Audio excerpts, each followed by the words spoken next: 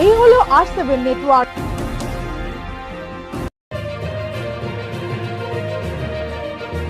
আর আপনারা দেখছেন R7 বাংলা, বাংলার কথা বাঙালির মুখে।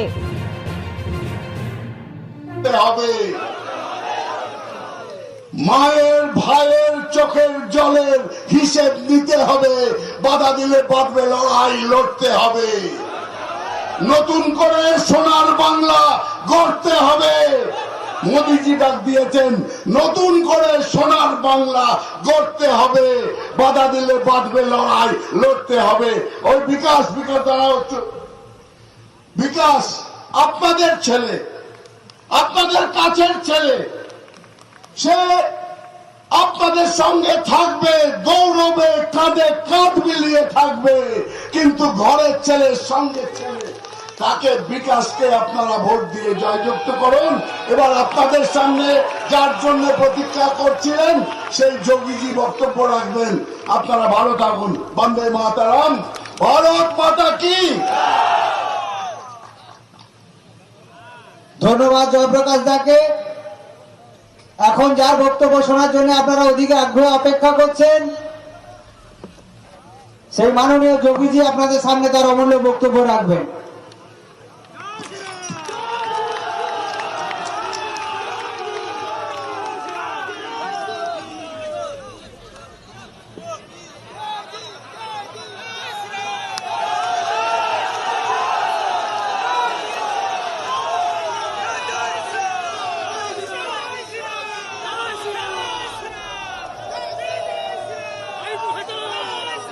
भारत माता की, भारत माता की, भारत माता की। वंदे वंदे वंदे। आमी बांगलार पवित्र माटी के प्रणाम करेছি। যেখান থেকে गुरुवर रविंद्रनाथ टैगोर, चैतन्य महाप्रभु, नेताजी सुभाष चंद्र बोस, रामकृष्ण परमहंस, स्वामी विवेकानंद एवं और अनेक महान पुरुष बेरिয়েছেন। আমার ভাগ্য যে আমি এই মাটিতে এসছি আপনাদের কাছে।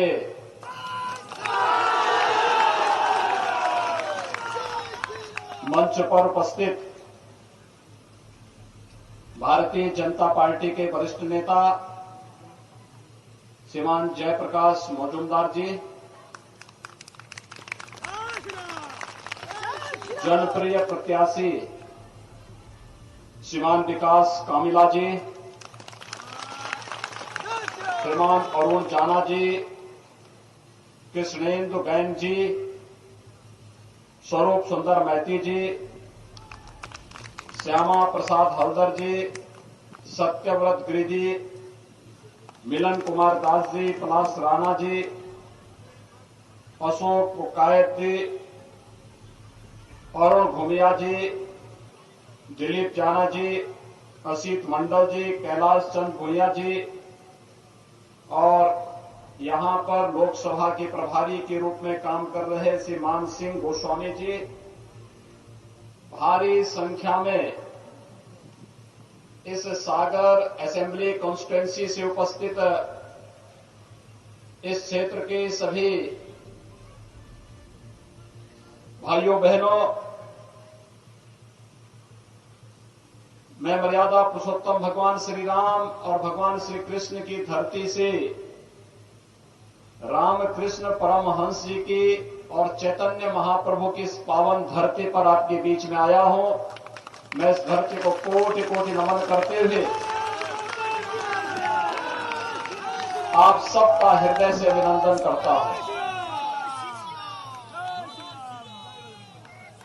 भाइयों बहनों, बंगाल की धरती भारत की सांस्कृतिक राष्ट्रवाद की धरती है। जब भी भारत किसी चुनौती से घिरा है, बंगाल भारत को उस कालखंड में मार्गदर्शन देने के लिए उपस्थित रहा है।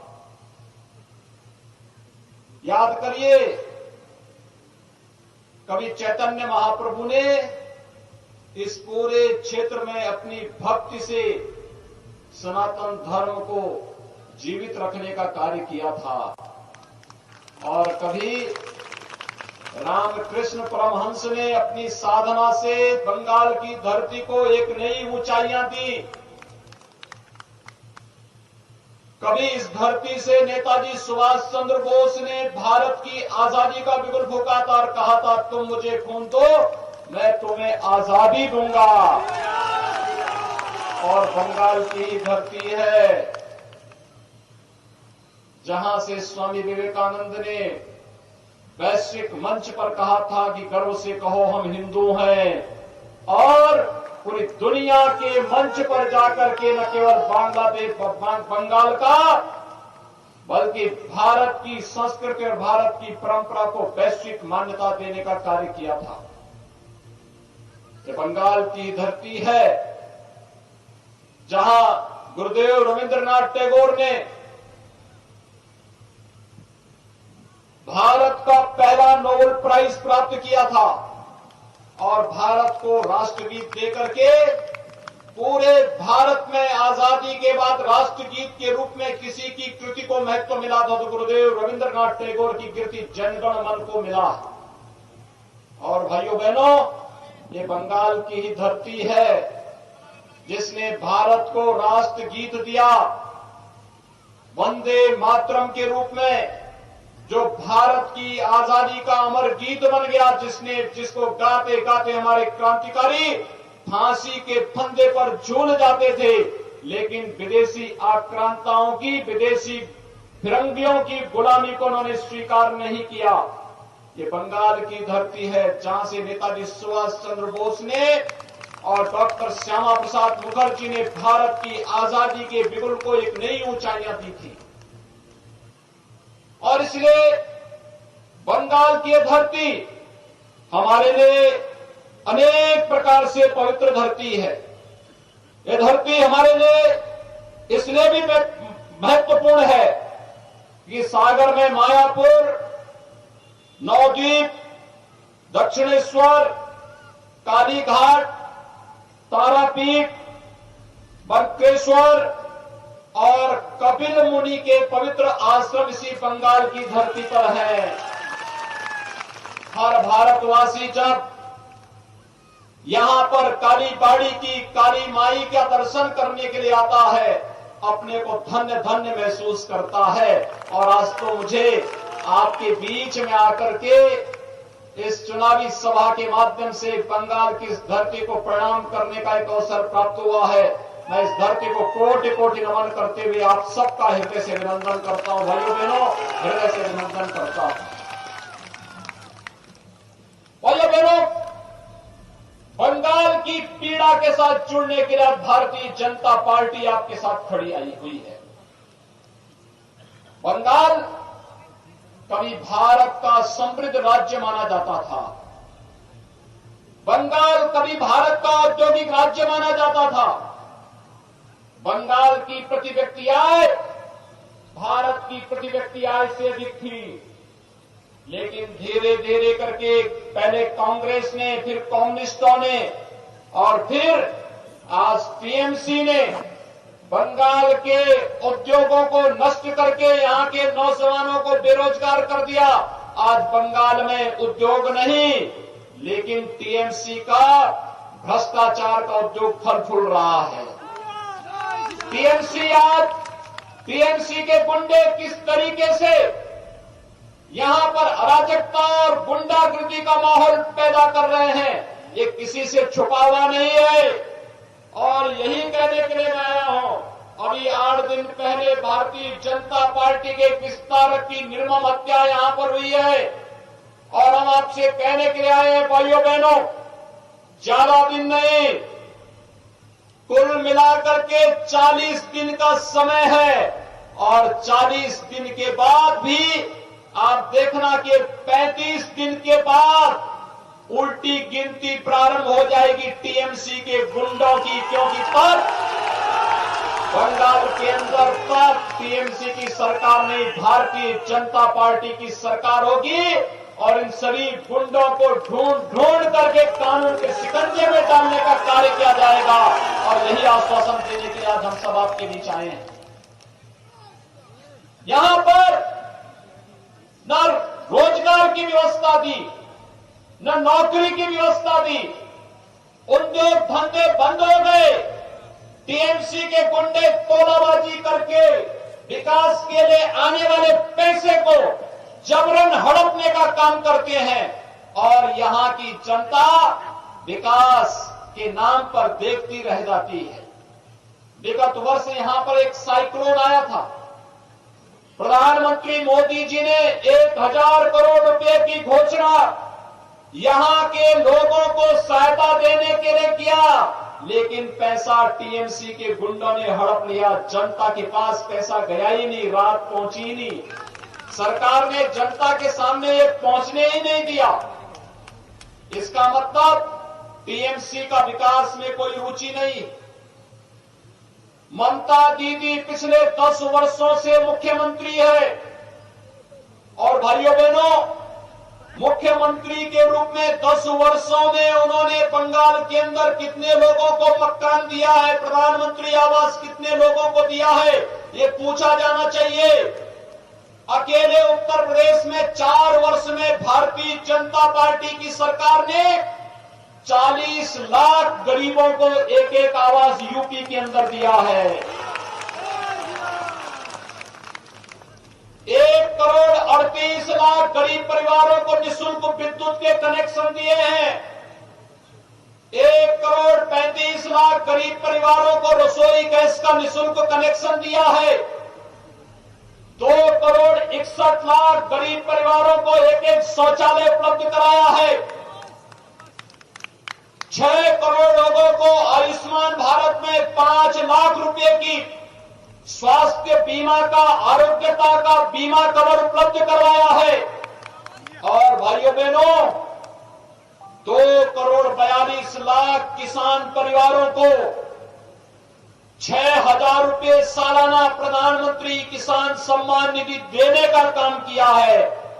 मैं पूछना चाहता हूं ममता दीदी से, आखिर ये लाभ बंगाल की जनता को क्यों नहीं मिल पा रहा है? अगर उत्तर प्रदेश की जनता को ये लाभ मिल पा रहा है तो फिर बंगाल की जनता को ये लाभ क्यों नहीं मिल पा रहा है?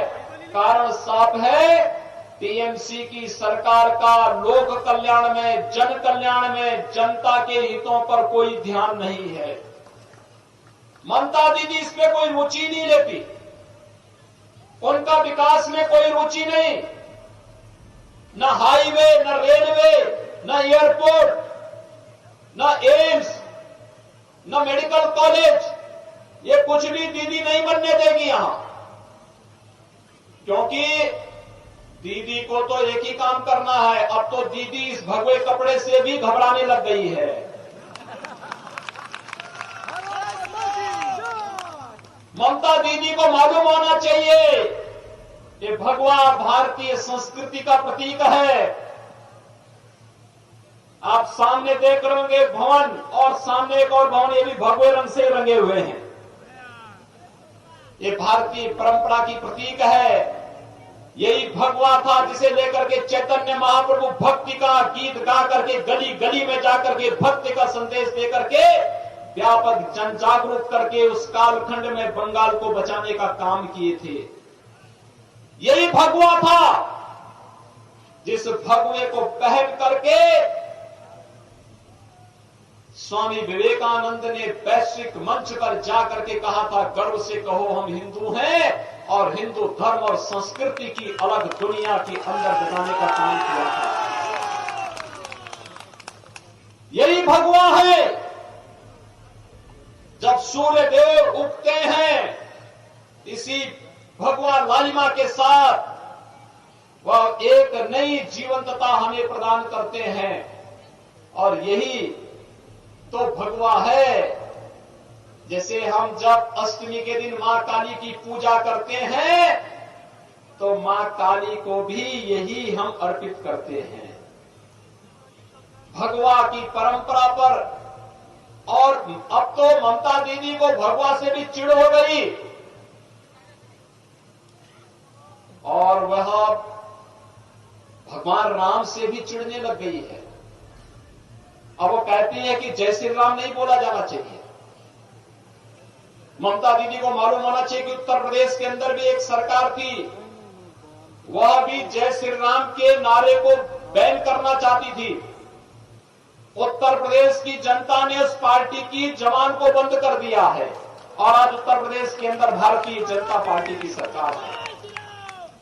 जब भी श्री राम के जय जयकार करने पे कोई सरकार रोक लगाएगी तो जनता भाजपा को फिर सत्ता में लेकर के आएगी। और यही तो हम कहने के लिए आए हैं। बंगाल के अंदर हर एक ओर से एक ही आवाज आ रही है और वह आवाज है कि भाजपा भाजपा भाजपा। मोदी जी के नेतृत्व में आज पूरा भारत एक भारत श्रेष्ठ भारत की परिकल्पना को साकार कर रहा है। आखिर इसी बंगाल की धरती पर तो डॉक्टर श्यामा प्रसाद मुखर्जी जी का जन्म हुआ था और डॉक्टर श्यामा प्रसाद मुखर्जी ने इसी बंगाल की धरती से एक नारा दिया था और वह नारा दिया था, एक देश में दो प्रधान, दो निशान, दो विधान नहीं चलेंगे।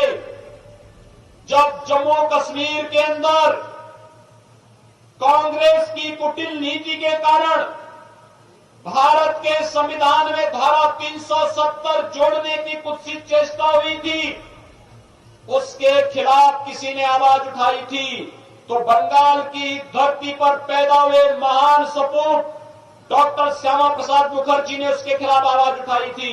और भाइयों बहनों, डॉक्टर मुखर्जी के उस सपने को साकार करने का काम किया है प्रधानमंत्री मोदी जी ने और गृह मंत्री अमित शाह जी ने, जिन्होंने कश्मीर में धारा 370 समाप्त करके आज जम्मू कश्मीर के अंदर एक व्यवस्था बना दी है कि अगर 24 परगना क्षेत्र के नौजवान भी जम्मू कश्मीर में जमीन खरीदना चाहेंगे तो उनको वहां पर इसकी पूरी स्वतंत्रता होगी, कोई उसे रोक नहीं सकता है।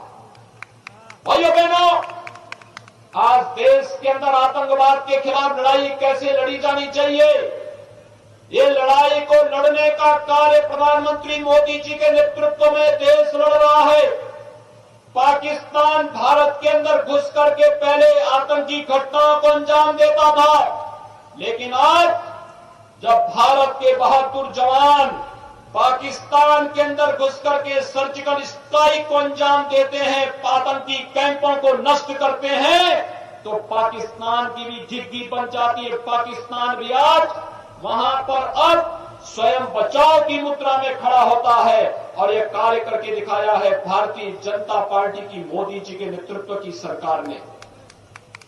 जब दोनों सरकारें एक होती हैं, केंद्र की सरकार और प्रदेश की सरकार, तो डबल इंजन का काम करती है। डबल इंजन, ये डबल इंजन, केंद्र में मोदी जी और बंगाल में भी बीजेपी, ये जब दोनों एक साथ चलेंगे तो बंगाल के अंदर विकास चलेगा, नौजवानों को रोजगार और नौकरी मिलेगी, किसानों को किसान सम्मान निधि मिलेगा, माताओं और बहनों को भी सम्मान मिलेगा, मकान मिलेगा, आवास मिलेगा, जन सुविधाओं का लाभ मिलेगा, गरीबों को राशन मिलेगा, मछुआरों को प्रधानमंत्री किसान सम्मान निधि की तर्ज पर एक सम्मान निधि देने का कार्य होगा और सागर के तटवर्ती क्षेत्रों में रहने वाले लोगों को उनकी बुनियादी सुविधाओं का लाभ मिलकर के उनकी आजीविका को सुरक्षित करने का कार्य होगा। और यही तो भारतीय जनता पार्टी आप सबसे कहने के लिए आई है। ये ममता दीदी नहीं करेगी। लोक कल्याण में, जन कल्याण में, विकास में उनकी रुचि नहीं है। वो तो अब भाई भतीजेवाद में पड़ गई है और भाई भतीजेवाद के कारण अब ममता दीदी का विकास में कोई रुचि भी नहीं रह गई है। अराजकता का एक नया तांडव पैदा करना चाहती है। पंचायत चुनाव में कितनी हिंसा हुई थी बंगाल के अंदर, लोगों को नामांकन तक नहीं करने दिया गया था। लेकिन आज मैं आपसे इस बात के लिए आश्वासन देने के लिए आया हूं, भाइयों बहनों, आप भारतीय जनता पार्टी का समर्थन करिए। भारतीय जनता पार्टी आपकी सुख समृद्धि और उज्जवल भविष्य के साथ कदम से कदम मिलाकर के भारतीय जनता पार्टी का कार्यकर्ता आपके साथ मिलकर के कार्य करेगा।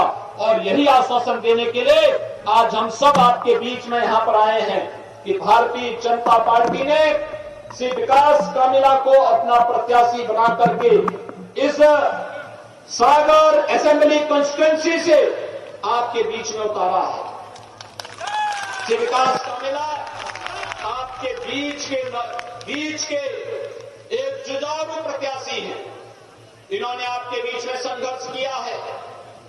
इन्होंने यहां पर आकर के आपके हितों के लिए कार्य किया है और ये आने वाले समय में भी बंगाल के अंदर भारतीय जनता पार्टी का कमल चुनाव चिन्ह को लेकर के भारतीय जनता पार्टी को विजयी बनाने के लिए आज आपके बीच में यहां पर उपस्थित हुए हैं। मैं आप सबका आह्वान करूंगा, आप लोग सभी श्री विकास कामिला को समर्थन देंगे।